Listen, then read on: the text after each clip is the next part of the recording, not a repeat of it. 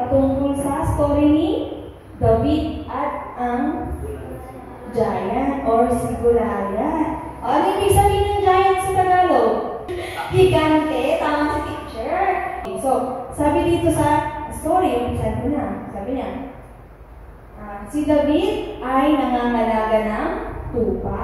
Siya ang nagpapakain, nagpapaligo, nagpapainom, at nagpapastor sa mga tupa. Okay. He kept a careful eye on them. Inaalagaan niya yung mga tupa. Okay. Ngayon, tawag kay David ay shepherd boy. Magaling daw siya sa pagpapastol ng mga tupa. Ano ba may mga alagang hayop? Kung anong alagang hayop ni Gino? Aso. Ano pangalan ng aso mo, Gino? Sky. Si Sky. You know what David liked best was making up songs about God. Okay. His new song went like this. Ganito yung kanta daw niya. Okay. So tayo daw, tulad ng mga tupa, para rin tayong mga magaganon pagkaisip. Tumawag yung kapatid niya. Pumunta siya doon sa lugar kung saan nandoon yung mga pinadala sa Samuel ni God ng Panginoon sa bahay natin para pumili ng susunod na hari. Pupunta sa bahay niya yung isang tao na inutusan ng Diyos, tapos sasabihin na, sabi niya, hindi nasiyahan ang Panginoon kay Haring Saul. Sino yung naunang hari? Si King Saul. Siya yung kasalukuyang hari noon, nung time pa ni David. Ang hari dyan, dito, people from sea pick a fight with King Saul. Ayan na, lalabas na si Goliath. Ayan, sabi niya, nagkaroon ng paglalaban. Okay. Pick a fight with King Saul and his soldiers. They had a huge man. He was like an Iron Man. I dare you. Hinahamon ko kayo upang makipaglaban sa akin. Sabi ni King ng mga alagad or soldiers ni King Saul. Okay, sabi dito, everyone was scared of his huge Iron Man, so no one would fight him. No, labanan mo ako. Sabi niya, they were far too scared. Tignan niyo yung mga mukha ng mga soldier ni King Saul. Ito yung mga soldier ni King Saul. Ito yung mga kalaban nila. Grabe may sa mukha pa lang nila, parang hindi na sila lalaban talaga. Kulang sila sa armas. Okay, ano pa yung sunod na mangyayari dito? 3 of David's brothers. Balik naman tayo sa bahay na David. Kasi sino yung pupunta sa bahay na ng David? Si Samuel. Tama. Sabi niya, 3 of David's big brothers were among these soldiers. Ang ibig sabihin nun, yung habang nandoon si Samuel sa bahay na David, yung tatlo niyang kuya, ang kapatid, ay mga soldier din na nandoon sa naunang picture, nandito sila. Nandyan yung mga kuya niya, tatlo sila, soldier sila dyan. Tapos, ang sabi sa kanya, sabi kay David, ayan si David, maliit na bata siya, sabi sa kanya, utos sa kanya, pumunta ka doon at bigyan mo ng pagkain yung mga kuya mo. Dalhan mo sila ng pagkain, sabi nila sa kanya. Ilan yung binigay ng pagkain? Sabi niya, here are 10 loaves. Ilan yung tinapay na pinadala sa kanya? 10. Okay, and 10 cream cheese. Okay, 10 na palaman at 10 din na tinapay. Okay, so nadala din siyang nilagang mais. Okay, ayan yung mga dala niya. Tandaan niyo yun, tatanong ko mamaya kung ano yung dalang pagkain ng David. Okay, so David got there just in time to hear Goliath shouting. Nung pagkarating na David doon sa may labanan sa battleground, ano yung utos sa kanya? Pupunta siya sa battleground, bibigyan na ng pagkain ng kuya niya. Nung pagkarating niya, narinig ni David si Goliath na sumisigaw. Anong sinabi niya?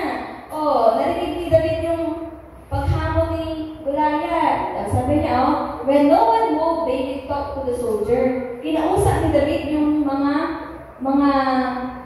soldiers sa Tagalog? Sundalo. Mga army mga soldiers. Sabi niya, that giant's too big for his boots. Sabi ni David, we should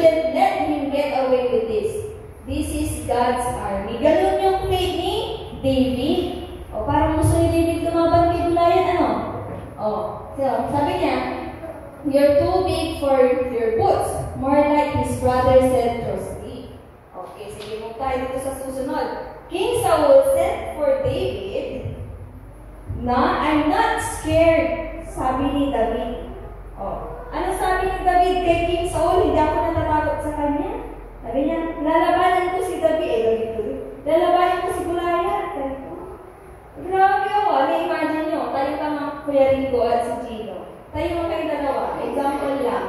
O, halimbawa si Gino, yan si David, tapos si Rico. Tayo mga Rico.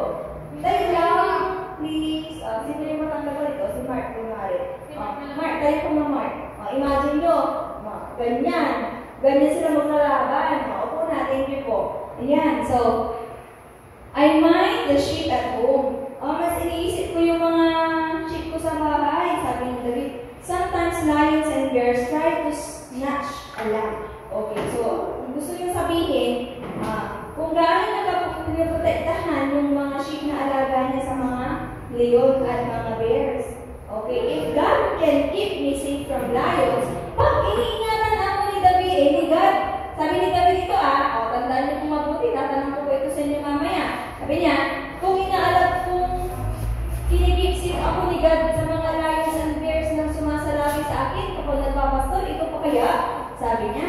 Okay, so, the king dressed David up. So, nagbihis na si David. Nakita niyo ba?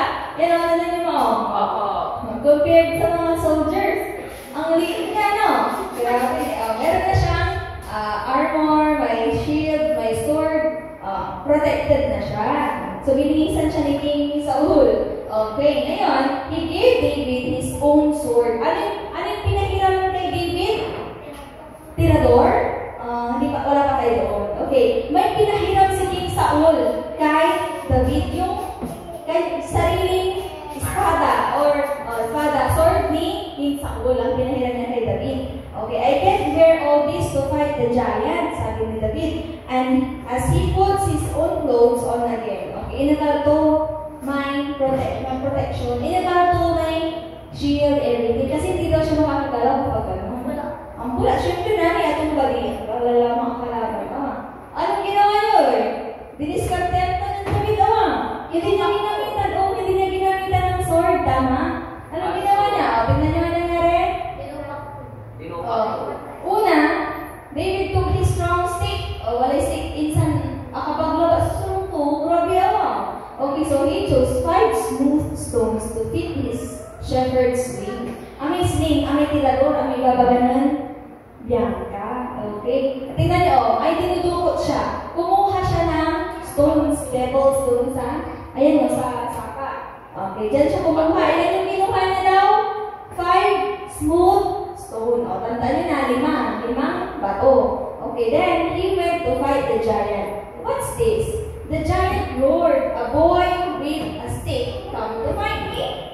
Sabi niya, grabe, so, bata yung lalaban sa akin, sigurado kayo? Parang ganun yung gusto niya sabihin, Okay, so God doesn't need big men with swords to save his people. Okay, so the stone hit, okay, sabi niya dito, ready na siya to fight the Goliath, the giant. Sabi niya, the stone hit Goliath right on the forehead. Saan naman si Goliath? Sa ulo. Sa dead-rolling. At tamaan niya may stone. Okay, so ano mangyayari pag nagano'n siya sa ulo pa di ba yung ating ulo ay delikado kapag nahit yan ng kung anong bagay. Lalo na kapag malakas or kahit maliit lang yun, tas malakas, talagang mamamatay ka. Okay, King Saul's army cheered and cheered. Ano yung sabihin ng cheered?